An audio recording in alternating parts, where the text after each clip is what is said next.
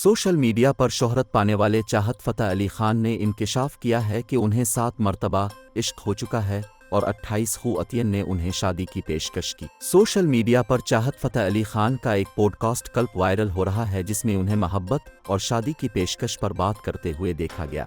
शादी, मोहब्बत और प्रपोज़ल के सवाल के जवाब में चाहत फ़तेह अली खान का कहना था कि मुझे ट्विटर पर लाइव शो के दौरान 28 ख़वातीन की जानिब से शादी की पेशकश आ चुकी है, जिस पर मैं इन ख़वातीन को बताता हूँ कि मैं पहले ही शादीशुदा हूँ, लेकिन ये मेरे लिए एज़ाज़ की बात है कि ख़वातीन मुझे शादी की पेशकश करें। उन्होंने कहा कि अगर मेरा इश्क चलता तो मैंने शादी कर लेनी थी। मैंने 7 मरतबा मोहब्बत की, लेकिन मेरी मोहब्बत नहीं चली। इस वक्त में इतना मकबूल सिंगर नहीं था, लिहाजा उन ख़वातीन ने मुझे ठुकरा दिया। जिन 3 ख़वातीन ने माजी में मुझे इनकार किया था, अब मुझे उनके फ़ोन भी मौसूल हुए, लेकिन वो जज्बा अब मुझ में मौजूद नहीं है, क्योंकि वो अनोखा जज्बा होता है।